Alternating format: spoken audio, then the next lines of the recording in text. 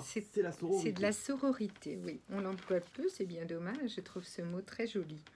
Ça peut être important, ça, en famille, les mots. Quand on entend les parents dire frère et sœur, mettre toujours le frère en premier. Oui. Est-ce que ça vaut le coup de dire sœur et frère? Ou alors, bon, c'est... Non, non, mais bon, le problème, c'est que nous sommes, le masculin remporte sur le féminin, Marc. Donc, c'est toute la difficulté, mais on va pas refaire toute la politique française.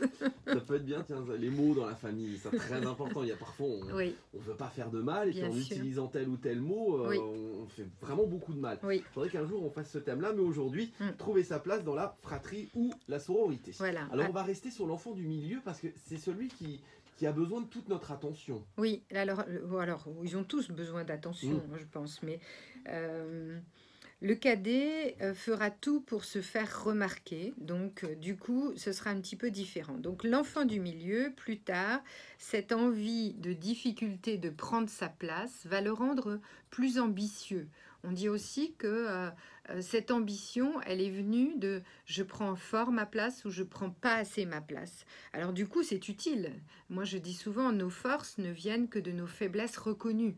Donc si l'enfant, il se dit dans sa petite tête, dans son subconscient, dans sa petite voix, « Ah bah tiens, c'est dur pour moi là, je sais pas si je dois aller du côté de l'aîné ou du côté du cadet », alors de ce fait, il va être plus ambitieux dans le sens de « je veux y arriver ».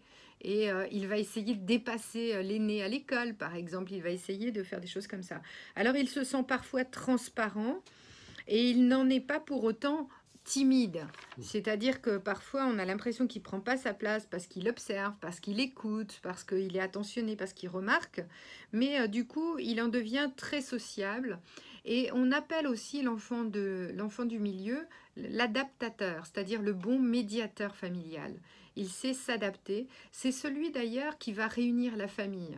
Je vois, c'était mon anniversaire samedi. C'est notre semaine d'anniversaire, Marc, à tous les deux. Et c'était mon anniversaire samedi. Eh bien, c'est mon enfant du milieu qui avait organisé un repas au restaurant et à tel restaurant, etc. Et l'aîné n'a rien fait. Voilà. Et l'aîné a suivi, en disant tout est formidable, c'est parfait. Critique pas au moins, c'est ça. Non, mais c'est assez intéressant de voir que l'enfant du milieu, il est le négociateur, il aime pas les chamailleries, il essaye de faire avec.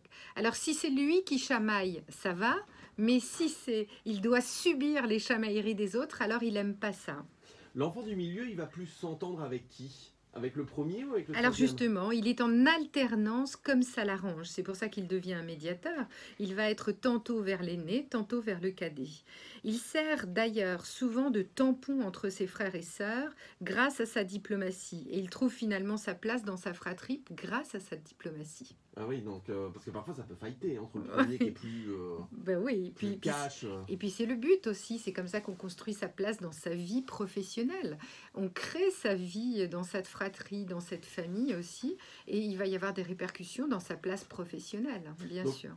Il ne faut plus que les parents disent « Ah non, je les traite de la même manière tous », parce que finalement dans les faits, c'est faux. On essaye de les traiter, chaque parent essaye de les traiter de la même manière, mais en fait, il y a plusieurs il y a plusieurs caractéristiques qui rentrent en ligne de compte. Alors, la première chose, c'est le caractère de l'enfant. Chaque enfant a un caractère unique. La deuxième chose, c'est en quoi cet enfant va venir en résonance avec vous. Et si vous vivez des choses, par exemple, vous avez eu une incompétence dans telle ou telle situation, eh bien, vous ne voulez pas que votre enfant, qui est en résonance avec vous, vive cette incompétence. Ou mieux encore, j'ai voulu faire du piano et de la musique, et j'ai fait faire du piano et de la musique à mon enfant, évidemment. Donc, voilà, ça c'est le coup classique. C'est-à-dire le premier, on va essayer de faire en sorte qu'il nous ressemble, et on va lâcher l'affaire sur le deuxième, le troisième, parce qu'on a bien vu que ça marchait pas. C'est ça. On va se dire, bon, bah, chacun est comme ça, avec sa propre créativité. Dans les familles, c'est toujours avec le premier que c'est compliqué, quand les enfants grandissent et qu'ils deviennent des adultes? Non, souvent d'ailleurs, on dit que le premier, l'aîné est le plus facile. Très souvent, on dit l'aîné est plus facile. Ouais. Alors, on va regarder par contre le petit dernier, le cadet, l'enfant le plus jeune. Le cadet, enfin, est souvent protégé, voire surprotégé. Les parents profitent de lui puisqu'il n'y en aura pas d'autres. Ils savent que là, voilà. Il est le plus petit. Cette protection agace les plus grands. C'est ce qui va poser problème d'ailleurs dans la fratrie.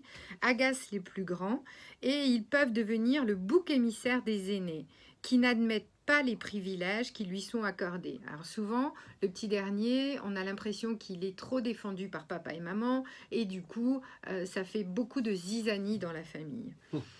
Par ailleurs, cette protection peut devenir infantilisante.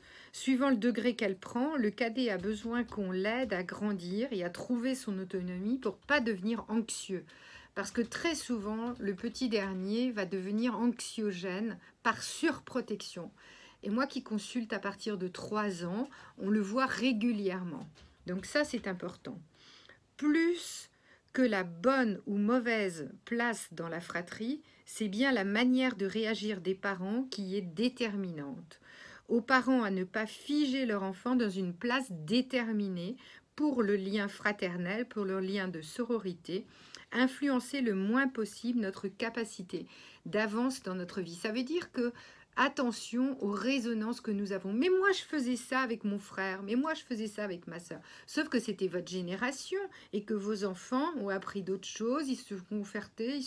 Ils sont dans d'autres dynamiques. Et ça, c'est important. Et pour y arriver, quelques conseils dans un instant avec Sylvie Marx, votre psychothérapeute.